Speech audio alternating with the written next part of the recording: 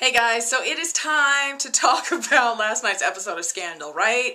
And obviously we've been waiting. We've been waiting 3 weeks for a new episode, and I was like way too excited when it was like 10 o'clock. I was like ready to go. I don't think I've ever been so excited to watch an episode of TV. And it was just like, I mean, it did not disappoint. It was sad. It was like we got to see stuff that we've been waiting for. We have been waiting for that Olitz conversation. Basically, since we found out about Defiance, we've been waiting for that. So it was just chock full of good stuff, so let's kind of talk about it. Obviously, with the title 752, and you've got Huck at the beginning of this episode, like, in the corner, rolled up in a ball, rocking back and forth, saying 752 over and over and over again. So the whole episode, you're thinking, what the heck is 752, and what's wrong with Huck? Someone please explain. And they totally do. They really kind of take us back to the beginning with Huck. I think part of the reason why I was so sad is that we got to see what Huck is like when he was happy. And like when he was like normal Huck, basically before the government screwed him up. So we get that he was a soldier, he had this normal life, he had this woman he was in love with, the military tests him, and then of course once he like passes this test with flying colors, they offer him a job that he basically can't refuse, with this kind of secret organization, this B613. And then we see Charlie train him, and we see kind of the transformation of Huck from happy kind of guy who was in the military to torturer and killer and just dark and brooding, and it was just not a happy thing. And while all of this is going on, like in his life, he's still in love with this girl, and it's like part of him is trying to hold on to the real world. Part of him is trying to hold on to his humanity and hold on to what's kind of really him. He marries her, she gets pregnant, they have a baby, and it's like he's living these two complete opposite lives. Of course, once B613 finds out that, you know, he's got a family and a wife, it's like, no, you need to get rid of them. And Charlie comes to him and tells him you need to do that. Huck is ready to try to run with his family, but then of course the government steps in and stops him. I thought they were going to kill his family, so I was very excited that they didn't do that. But they basically threw this man in a hole. And like every couple of months, this guy would come into the room, they would open the hole in the floor, and they would ask Huck, do you have a family? And if he said yes, they would close it and they would leave him in there. It's like they were trying to condition him to like rid himself of his old life. And I hated that. I hated them. Like I'm traumatized by what they did to this man. It was really interesting what happened at Pope and Associates, right? Because Olivia's in the hospital, and when she gets wind of what's kind of going on, she tells Harrison, like, you need to keep him talking. He needs us. So you guys do that. You talk to him. And so one after the other, you see them go into the room and you see them sit and they just monologue, you know, they just like tell him about parts of themselves. And it was just so like, it was so cool. And it just, again, just shows you how much of a family they really are, you know, how much they really do need each other. Because it wasn't like they each went in and did just like small talk, like it's my turn to talk to Huck, let me tell you what I did this week. It was like each of them shared something kind of like in depth and real about themselves. And, you know, as they did that, it was like he would always get to a point where you think he was going to kind of break out of it. But in the end, it takes Olivia finally coming in to really kind of get him to kind of confess, you know, what 752 is and really kind of what has caused him to kind of go into the state. We get the whole him being in the hole, you know, when the government did that to him, it really traumatized him, obviously, because he lost his family. And then when Charlie or whoever put him in the box at the storage facility in the last episode, that kind of re-triggered all of those feelings again. In the end, it turns out that 752 is a time, like it's the exact moment when Huck gets to see his son again, like years later after all of this craziness has gone on. And so yeah, it's like he's trying to hold on to that moment, he's trying to remember it, so... Sad much? When Olivia finally comes in at the end, you know, when she gets out of the hospital and she comes in at the end, it's like Huck finally admits that he used to have a family, but he can't remember if that was real or not. You guys, my heart was breaking in real time. I seriously think at times that the Scandal writers are trying to kill us. They are trying to cause my heart to just break in real life and just stop beating, because in that moment when he said that and started crying, I was just like, oh Huck, don't cry. I was so traumatized, you guys, by so many things in this episode. We are going to talk about Olitz in just a few minutes, and there was some trauma there for sure. In the flashbacks that we see of Huck's life, right, we see that moment too where he meets Olivia for the first time at the train station. You know, he's got the big like Hagrid beard and he's like looking like a homeless guy, but there's something in his eyes that stops her, and that's how the two of them start to kind of interact. But I thought it was so interesting when she tells him that their relationship is different. You know, like with Abby and Quinn and Harrison, you know, like they take care of them. She and Huck take care of them. But, you know, the three of them haven't ever really kind of seen the dark side of the moon, as Olivia says. And she tells him, like, I know it seems like I saved you, but the truth is that you saved me. Like, I need you.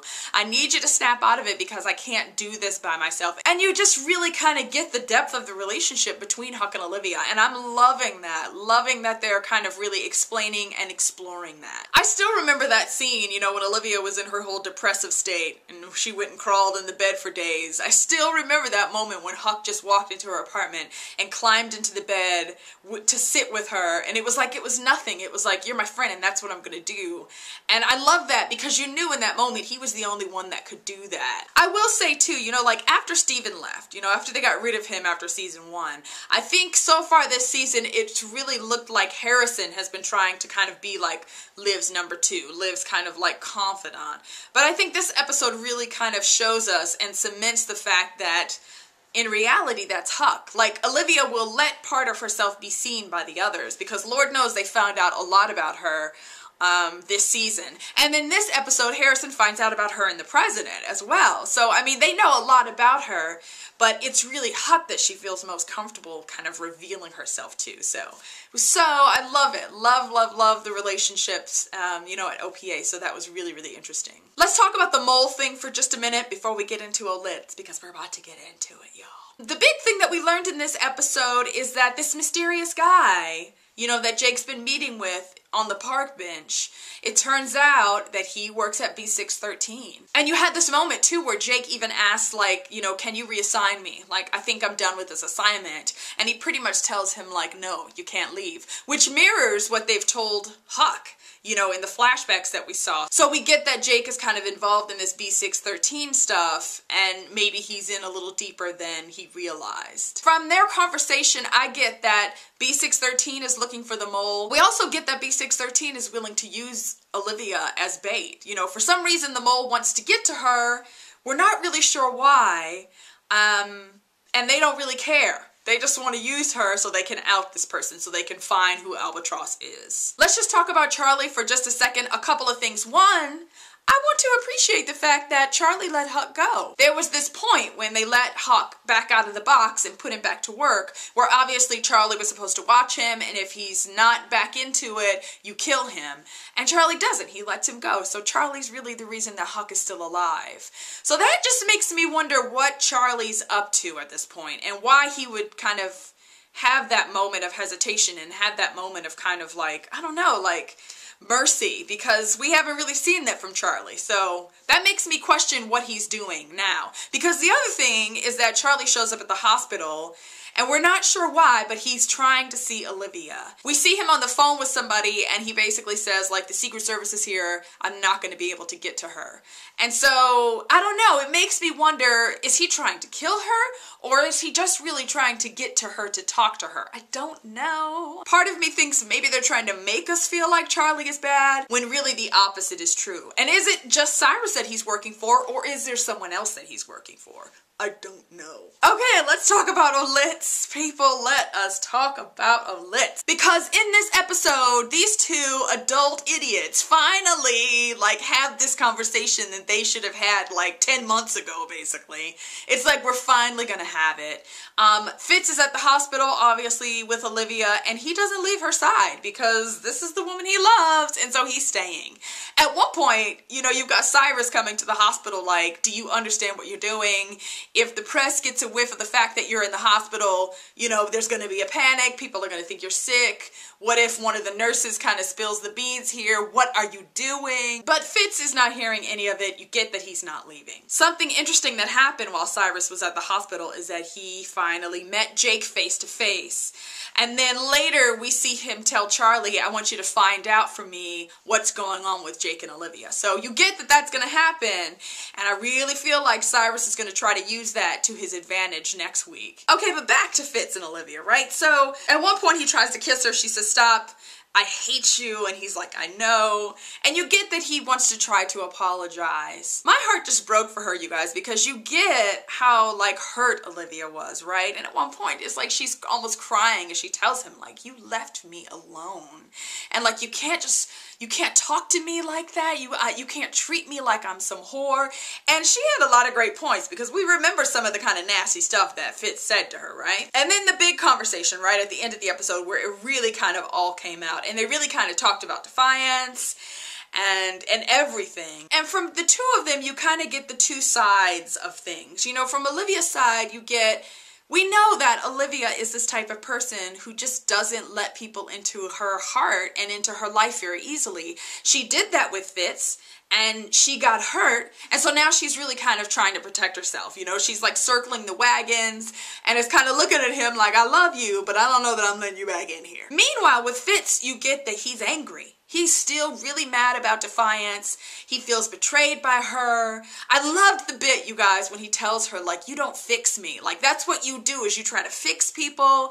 You try to, you know, control the situation. You don't do that with me. That's not love. But the thing with Fitz is that even though he is angry, the truth is that he still loves her. And that love trumps his anger, you know? So it's like he comes to express, like, look, I'm sorry. I was angry. I was wrong. But I love you. So we got to figure out what we got to do. And there were several moments in this scene where I just thought I was going to lose my mind, you guys. When he says to her, like, do you still love me? And she paused. I was seriously screaming at the TV, like, yes, she loves you. Why is she not answering?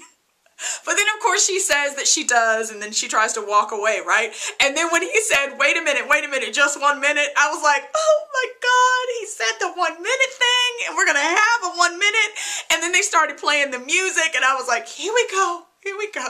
Let's all stop for a moment. And it was just, I mean, it was beautiful, the things he said to her, and so true. We know for the last year he's been living without her, and we've seen what that has looked like, and it has not been a good look for him. And then there's that moment, you know, where you think it's gonna be okay, and she turns after he basically tells her, I'm nothing without you, I demand another chance, we deserve another chance, and she turns around and she grabs him and they start kissing, and it's like, it's just like this desperation, you know, between the two of them, right? And the cool thing is if you listen really close, you can hear her say, like, you hurt me, while they're kissing, right?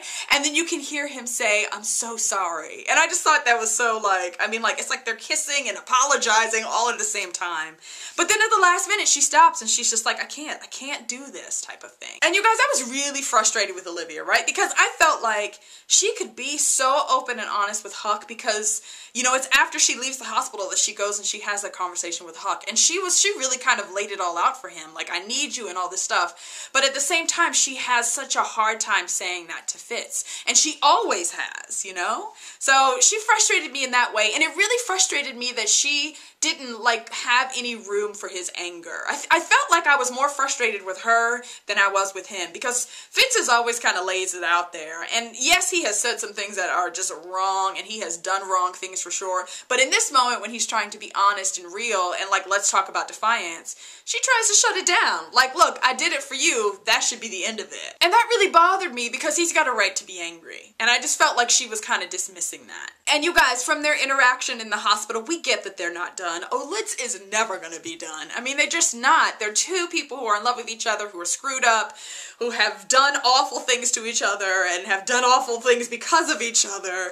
And they just need to work through it. So I'm hoping we get some more working through next episode. Let's talk about Melly because obviously in this episode she turned a corner. Once she realized that Fitz was at Olivia's side, she was pretty much done. It was kind of like that was the last straw for her. Let's talk about Hal, the traitor Secret Service agent, right? Because he's the one who tells her this is where the president's at, he's been by her side type of thing. And so once Fitz gets back to the White House, Mellie has packed her bags and she pretty much tells him, look, I'm going across the street. I'm going to live across the street. Don't worry. I'll take the tunnels. No one will know. But I'm going to give you some time to figure out what you're going to do because basically I'm about to blow your world apart. Things will not be the same after today. So we get that Mellie is really at the point where she's giving him an ultimatum. Like, you're either going to choose me and your kids, or you're going to choose Olivia. And if you choose her, you better know that I'm going to be standing out on the front lawn giving a press conference to tell the world about the fact that my husband is cheating on me. And being that Fitz was really kind of ready to get a divorce not all that long ago, I will definitely be interested to see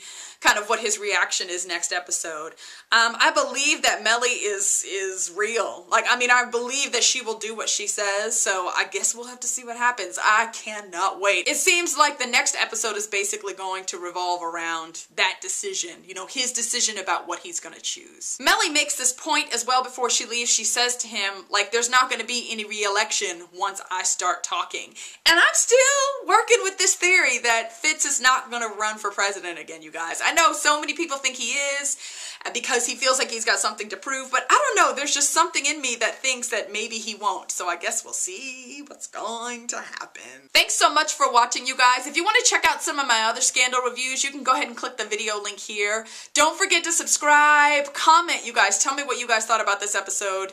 Don't forget to like this video too. Thumbs up, people. And I will see you guys again soon. Bye.